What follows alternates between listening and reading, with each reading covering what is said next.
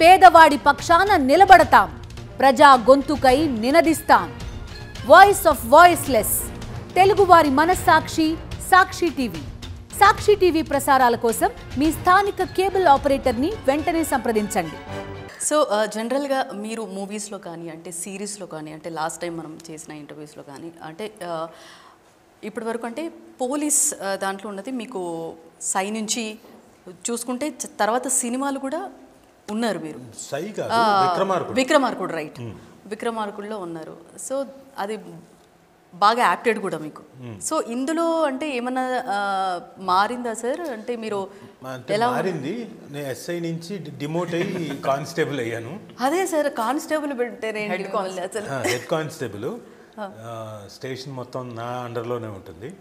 So different character wear అంటే చాలా రోజుల తర్వాత మళ్ళీ అంటే మధ్యలో వేసుకుంటూ ఉన్న కాకి డ్రెస్ వేసుకొని చేస్తూ ఉన్నాను సినిమాలు.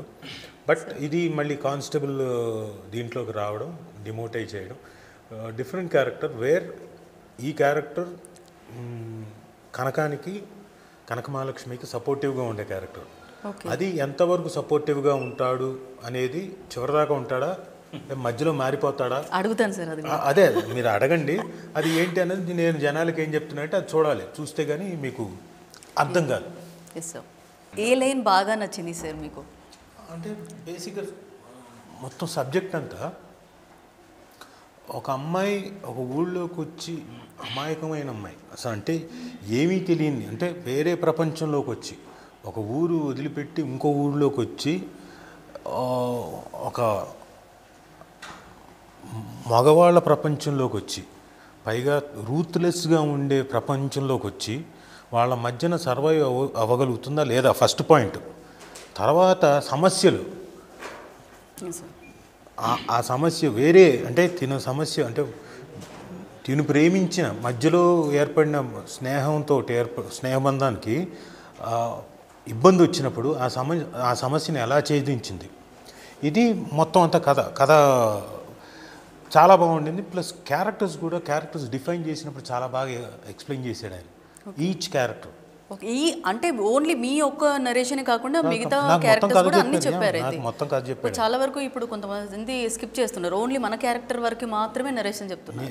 యాక్చువల్గా నేను కూడా అలాగే అడుగుతున్నాను ఈ మధ్యన. బట్ ఆయన వచ్చి ఎక్స్ప్లెయిన్ చేసినప్పుడు మొత్తం కథ చెప్తాంటే చెప్పండి అన్న. అవన్నీ నాకు నచ్చి ఓకే ఇది బాగుంది డెఫినెట్గా. ఇందులో నేను ఒక సపోర్టివ్ క్యారెక్టరు ఆ అమ్మాయికి, కనకమహాలక్ష్మికి. అదే ఎంతవరకు ఉంటాను సపోర్టివ్గానే చూడండి. ఉంటానా అసలు సపోర్టివ్గా ఉంటానా? ఈ మధ్య ఇది ఒక్కటి ఫేమస్ అయిపోయింది సార్ బాగా. అంటే ఒక క్వశ్చన్, అంటే ఫస్ట్ ప్రీవియస్ నేను అడిగిన క్వశ్చన్ తర్వాత కొన్ని ఇంటర్వ్యూస్లో నేను వినటం జరిగింది. సార్ మిమ్మల్ని ఇందులో కూడా చంపేశారా ఉన్నారా అని చెప్పేసి. ఇప్పుడు కూడా మీరు అంటే మీ సెన్స్ నాకు అట్లా అనిపించింది, ఈ క్యారెక్టర్ ఉందా లేకపోతే నన్ను ఎక్కడో వేసేసారా అన్నట్టుగా. అలా ఏం లేదు. ఇందులో ఇప్పటి వరకు ఈ సీజన్ వరకు నన్ను లేపేయలేదు. నెక్స్ట్ సీజన్ అంటూ ఉంటుందా? ఉంటే అందులో లేపేస్తారేమో నాకు తెలియదు. ఇప్పటివరకు అయితే ఐఎమ్ వెరీ హ్యాపీ నన్ను లేపలేదు. సో ఈ 6 ఎపిసోడ్లు ఖచ్చితంగా అంతవరకు బీ అష్యూర్డ్. అండ్ బాగా నిడివి ఉన్న పాత్ర. అలా 2 సీన్లు వచ్చి 3 సీన్లు కనపడి వెళ్ళిపోయే పాత్ర కాదు. అండ్ తప్పకుండా ఈటీవీ విన్ని డౌన్లోడ్ చేసుకొని చూడండి. ఎందుకంటే 5th ఎపిసోడ్లో నా కోసమైనా చూడండి.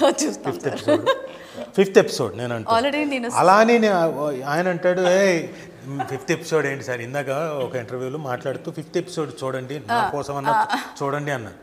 సార్ మొత్తం చూడమని చెప్పండి సార్. 5th ఎపిసోడ్ చూడాలంటే ఫస్ట్ నుంచి చూస్తేనే అది అర్థం అవుతుంది. సో నేనంటుంది నా దీంట్లో స్వార్థంతో అన్నా కానీ మొత్తం అన్నీ చూస్తేనే ఆ 5th ఎపిసోడ్ తాలూకు కల్మినేషన్ కానీ ఆ ఎమోషన్ కానీ మీకు అర్థం కాదు, ఎంజాయ్ చేయలేరు.